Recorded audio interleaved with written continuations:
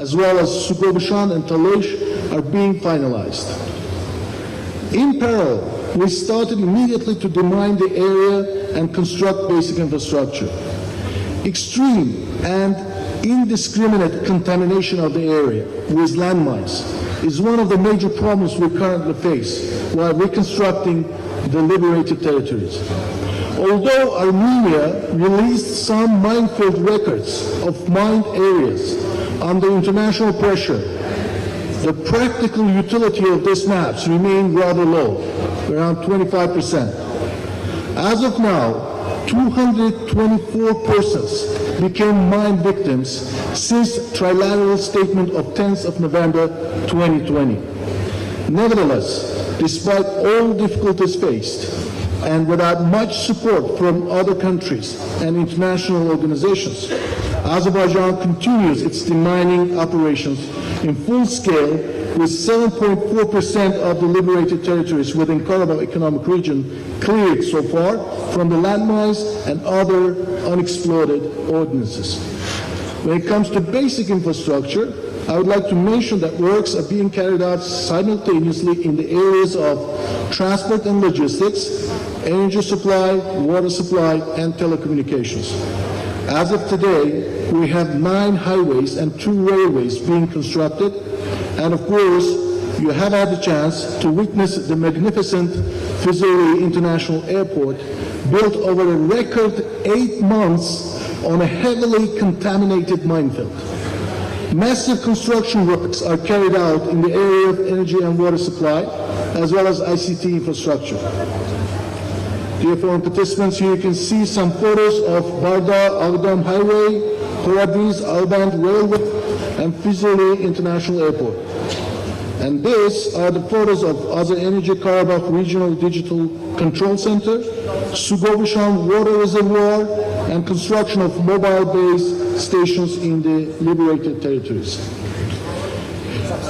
In terms of social infrastructure, already 4 schools projects are being implemented, and among them 2 will be ready by the end of this year. Construction of 2 central hospitals in Agdam and Füzuli will start soon. And of course, we've already started building residential buildings in the Karabakh Economic Region. Surely, the preserving cultural heritage is another important priority for ours.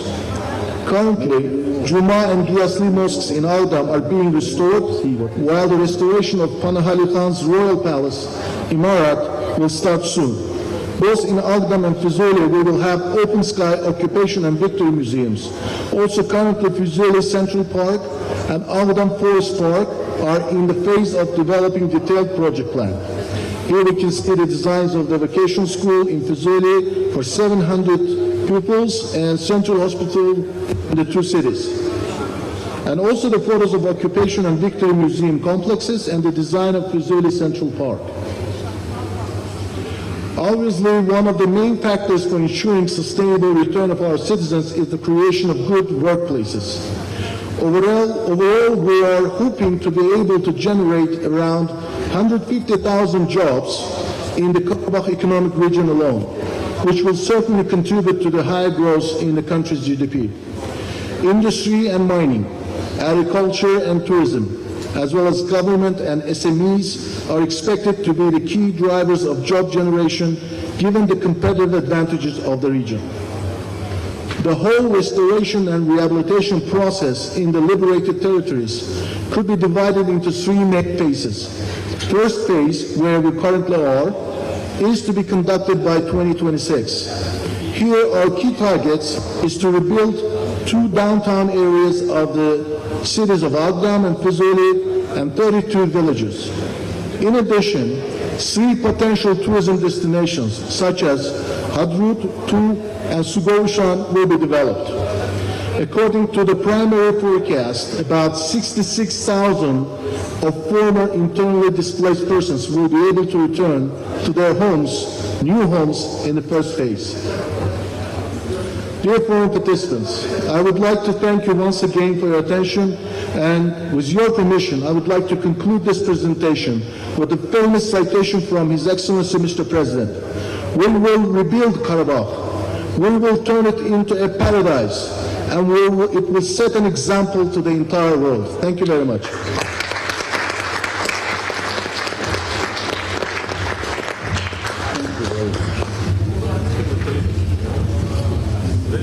Thank you very much, Mr. Emin Hasanov, for this excellent presentation about the Karabakh Economic Region, except Shusha.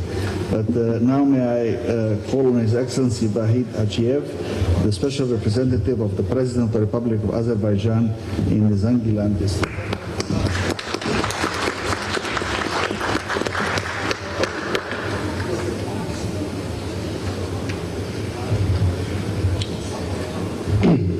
Distinguished guests, participants in the forum, ladies and gentlemen, it's a big pleasure to join this event, and thank you very much for Aydin Karimov for hosting us in Shusha.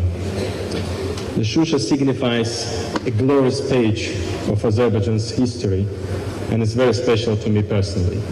No doubt that this amazing city will continue to host many local and international events in the future as well. So I'm Bahir, I'm representing Zangilan here in this event. So I'm one of those people who believe that the principles, as long as we protect the nature will protect us. So hence the first thing that impresses everyone when they come to Zangilan, it's its unique nature. It is the land of the very fertile soil, beautiful forest, natural resources, ore deposits, and rivers.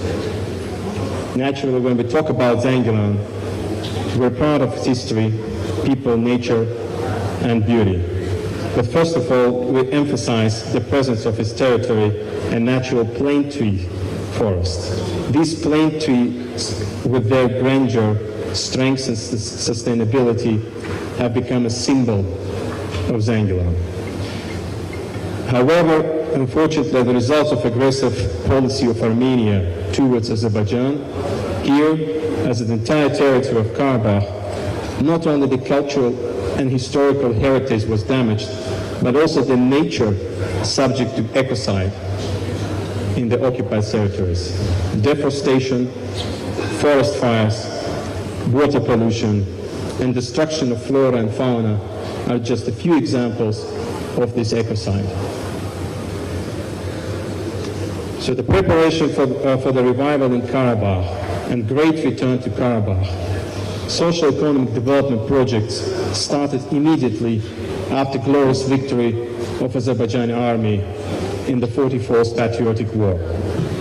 At the basis for this project, we take the Sustainable Development Goals, which are one of the priority issues in the world and Azerbaijan today. Therefore, for us, the restoration of the damaged ecosystem is the priority number one. To this end, from December 2020, around 20,000 plane trees and about 1,000 kilos of oak seeds has been planted in Zangilan region, and around 30,000 which we plan to be planted this autumn. So there is quite a lot of various projects have been launched to minimize damage to the ecosystem.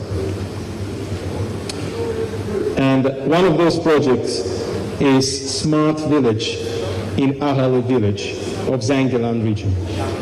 Modern urban planning concepts and standards were applied in this project. Every detail is taken into account, from using alternative energy sources to household waste management.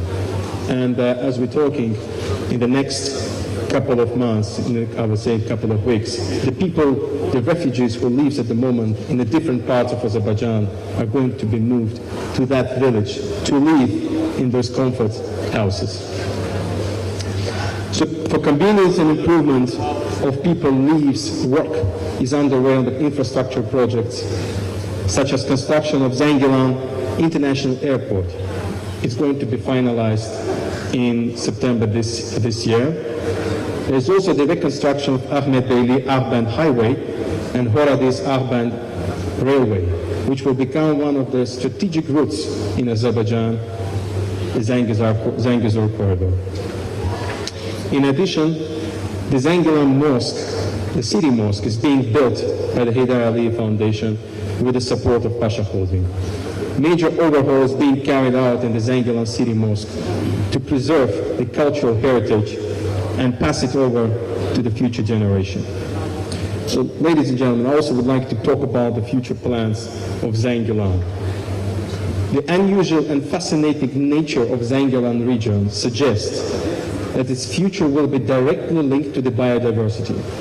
To protect these natural benefits and preserve them for future generations, we plan to transform Zangilan from a ruined city to the city that fully meets the sustainable development goals. And Zangilan has one of the best potential in solar energy, and it has been included in the green zone. Building on these favorable conditions, it is planned to implement solar energy project in Zangilan as part of the country's renewable energy transition strategy. Also, natural potential of Zangilan region can give impetus to the development of tourism, and especially ecotourism and rural ecotourism.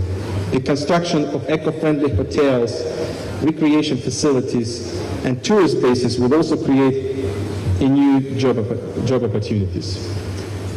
So in conclusion, and I said before, inspired by the symbol of Zangilan, the plane tree, which represents strength, sustainability, and longevity, I would like to reiterate that with the support and direction of His Excellency, Mr. President, we will continue to work hard to bring eternal stability, sustainability, peace, and equality to these lands. Thank you.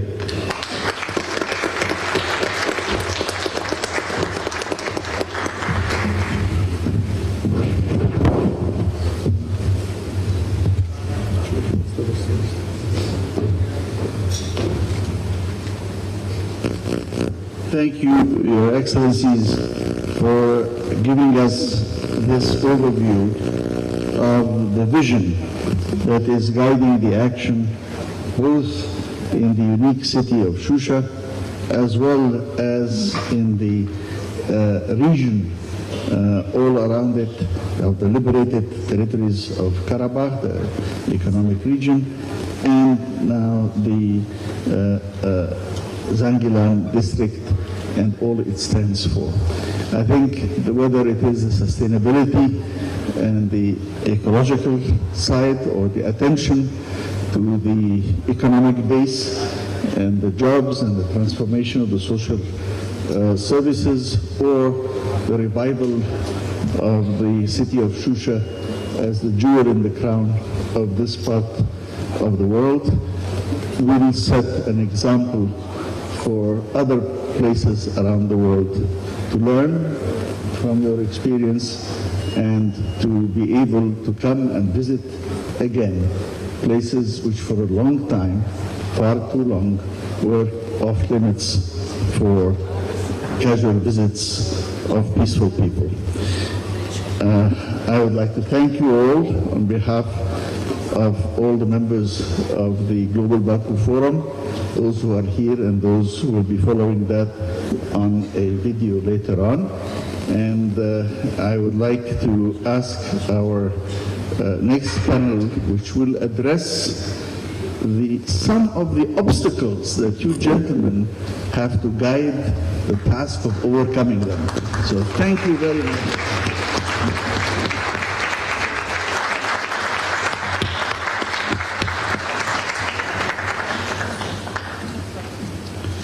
Thank you very much. And now may I ask the representative of Anama, who's handling demining activities, to come. Okay, thank you.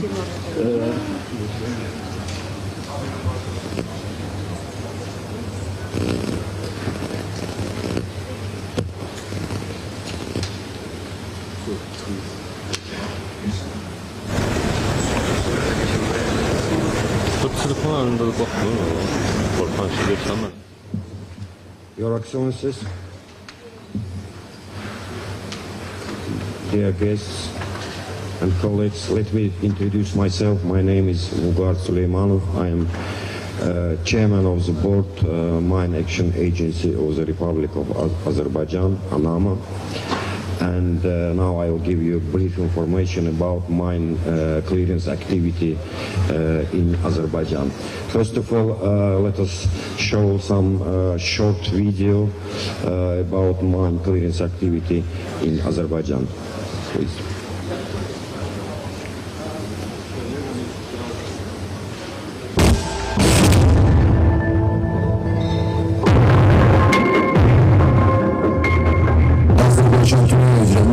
Çekilmiş ülkelerin siyasında ilk üçlükte yer alıp Beynəlxalq konvensiyalara zidd olarak Qəbristanlılar ve mülki obyektler ölümcül tehlike mənbəyidir.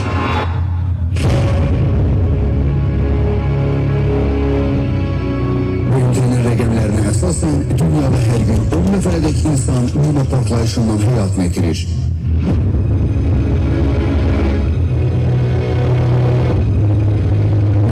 Səfərlər ölümlə nəticələnə təsarlar törədir, müxtəlif dərəcəli bədən xəsarətlərinə səbəb olur. Unutmayın ki, Qarabağda peşəkar və təcrübəli mina axtaranlar fəaliyyət göstərir.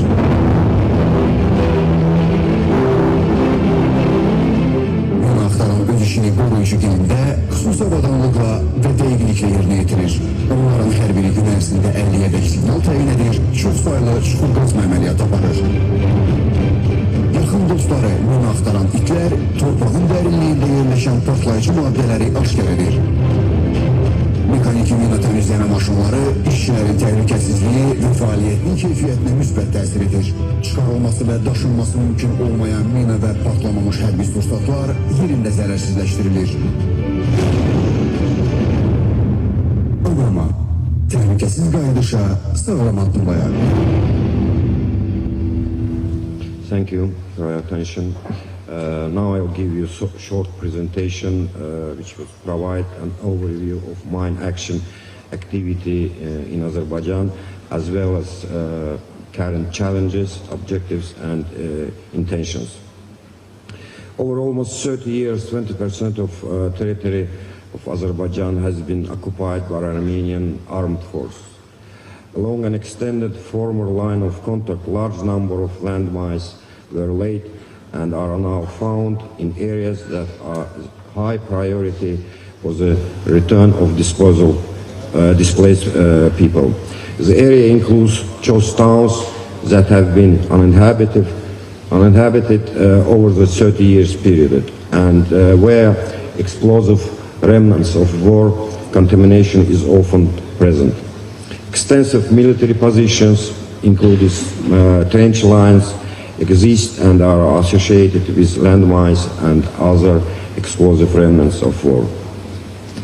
After the 4-day war that ended in November 2020, more than 11,000 square kilometers of lands was liberated. Since then, clearance has focused on roads, power lines, railways, water supplies, communications and other infrastructure. A total of over 12,000 hectares has been cleared and more than 34,000 mines and UXO have been destroyed by ANAMA since November 2020. At the same time, other state agencies such as Ministry of Defense have also been active. The Ministry of Defense has cleared almost 20,000 hectares and destroyed over 70,000 mines and UXOs. The Ministry of Defense has focused on clearance of open areas such as agricultural land, which offer clearer land release processes, while working with ANAMA to develop a common system of national requirements in line with IMAS. Other active agencies include the State Border Service and the Ministry of Emergency Situation have a smaller mine action capacities, but are also working with ANAMA to extend their capacities and develop common frameworks and approaches to clearance and land release. Overall achievements since the end of the war in November 2020 includes the clearance of almost 35,000 hectares of priority land and more than 60,000 mines and UXOs.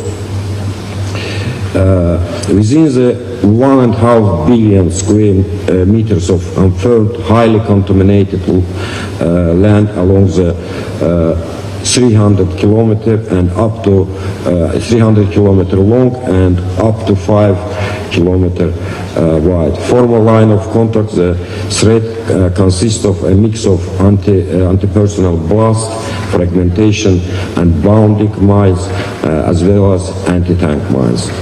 The threat includes minimum metal contents mines. The majority of mines are Armenian manufactured and laid. Confirmed minefields extend all along the formal line of contact and bring significant non-technical survey challenges. The lack of people living in these areas represent a loss of one of the most important sources of non-technical survey data. Even so, survey teams have been working throughout the entire area to gather available data and make available an initial assessment of the scale and extent of contamination as seen on this map. There remains much uncertainty about the implication of the contamination.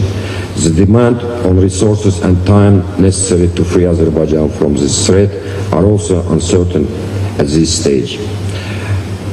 While is greater clarity about the situation along the formal line of contact, it is becoming increasingly clear that there are additional mine areas associated with the retreat of Armenian forces through the liberated territories. Demining and survey teams have been active throughout the area, have already identified some of those additional areas. It is expected that further similar hazardous areas will come to light as the survey and clearance work continues. This picture of Kalbajar shows dense arrangement of surface laid mines exposed as snow melts.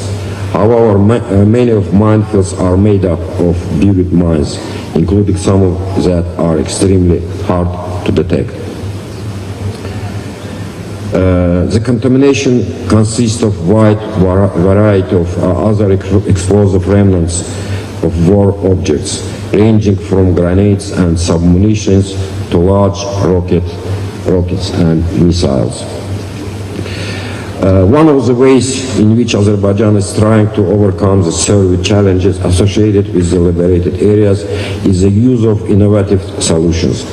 Currently, special drones with on-board multi-sensor systems are deployed in the liberated areas. The results are very encouraging.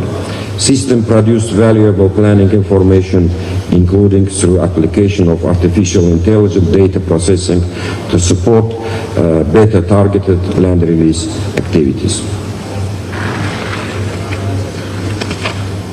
15th January 2021, a new agency founded on the basis of previous organization was established by His Excellency Mr. President with the status of a state agency, managed by a management board of chairman and 2 deputies, all of whom are appointed by the President in accordance with the presidential decree. Evolving responsibility covers the coordination of national and international operators, drafting Azerbaijan national mine action requirements for formal approval. Other responsibilities are also include accrediting and monitoring of mine action organization and maintenance of the national mine action information management system. Strategic decision-making comes from the President and higher-level administration through the overall working group, which has a demanding working group, also headed by the chairman of ANAMA.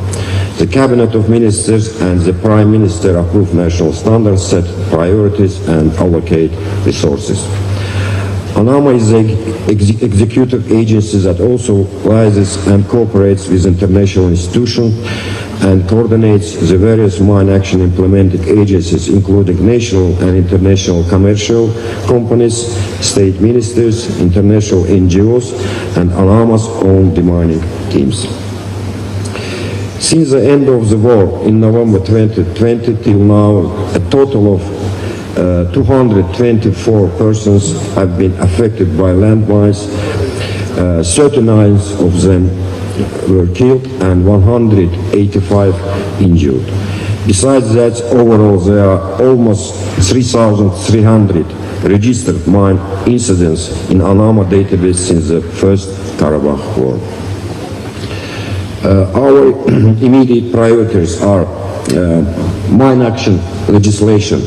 This has been drafted and circulated for review and feedback, and we are expecting adoption this year. Mine action strategy, we are working with international partners on that. National mine action standards. These are in development at the moment, and the final draft submitted for adoption to Cabinet of Ministers just recently. Quality assurance, this is being addressed through developments of national mine action standards. Non-technical survey, that's an ongoing important process including innovative methods and tools to help define scale and scope of contamination and support future strategic and operational planning. Information management. We are working with GICHD to improve international mine IMSMA. Operational capacities expand the pool of equipment. Initial procurement contracts have been signed. Equipment supply already started and will go through to by end of this year. Further purchasing to be specified in due course. Capacity development needs assessment. Different organizations and specialist survey providers, including international NGOs, have been involved to deliver very specialized trainings. Thank you for your attention.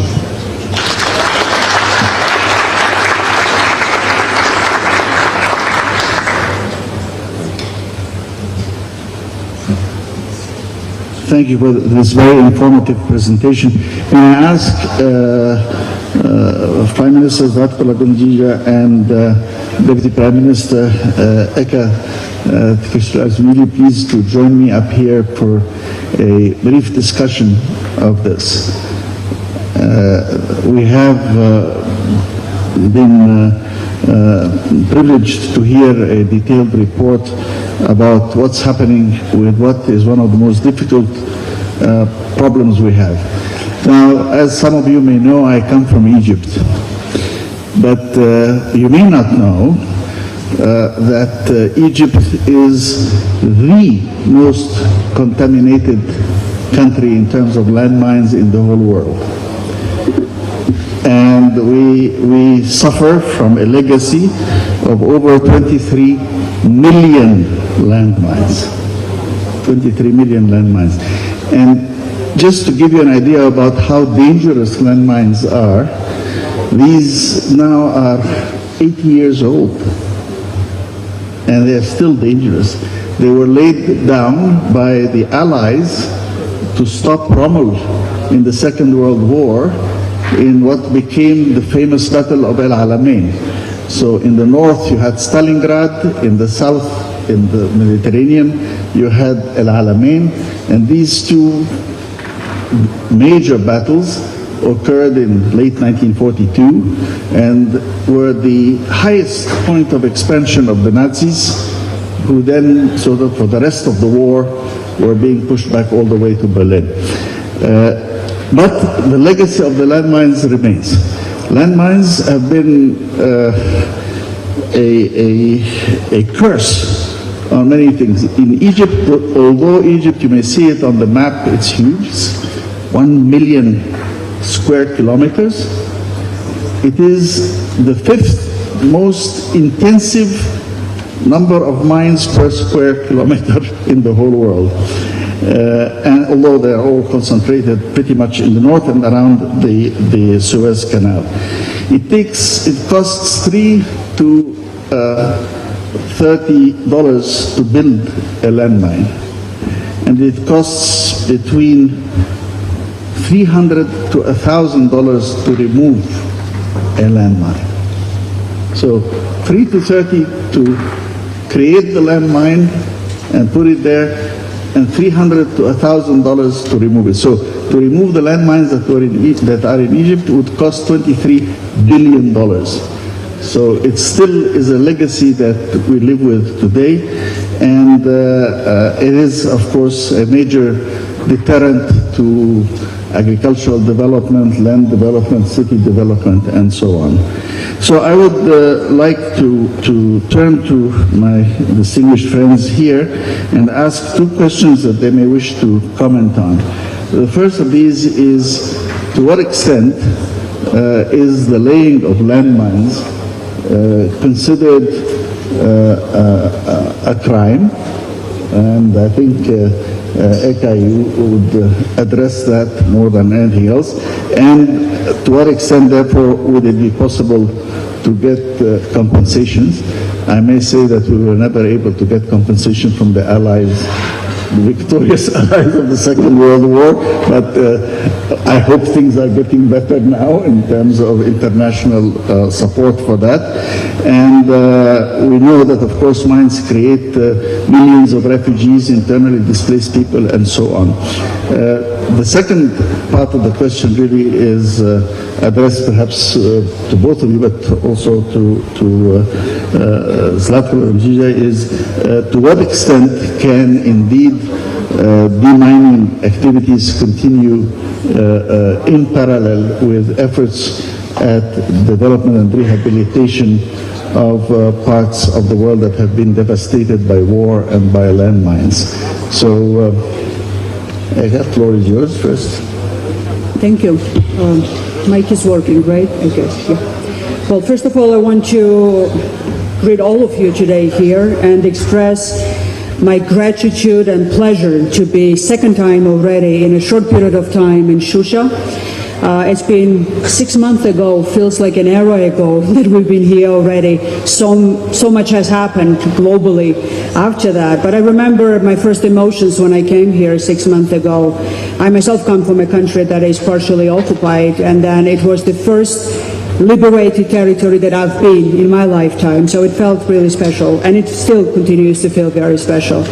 And I'm sure we'll have a chance to see more today after the event in the city. But already then, in a very short period of time that the leadership of Azerbaijan had to start that recovery and rebuilding process, it was already palpable when it comes to what was the effect both of destruction that was and still remains to be visible, obviously, but then what was that energy and then impact of the real tangible development that was touchable and tangible, really, in that sense, already then.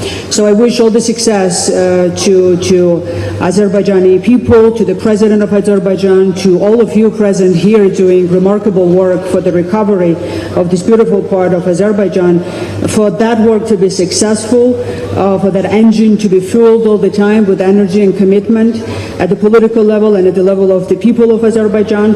And then plans already look great, but I'm sure we will be able to observe the results of that, including in the resort areas that we might have a chance to come sometimes soon and enjoy some leisure time as well in this beautiful part of this country.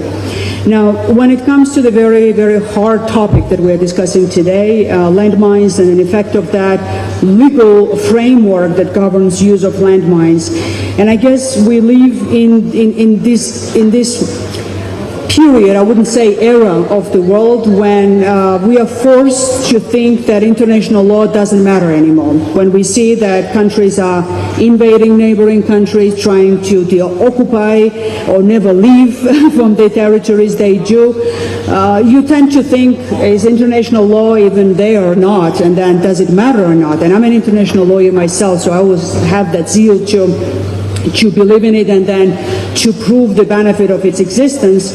And indeed, if we took a bit of a sort of historical review of how the legislative framework related, normative framework related to the use of land mines and explosive ordinances have developed after the time that, Ismail, you have mentioned, up until now, we came along quite far when it comes to humanity, I would say, in terms of understanding indiscriminate nature of landmines, not only anti-personnel, but any landmines, including anti-vehicle landmines and or explosive ordinances per se.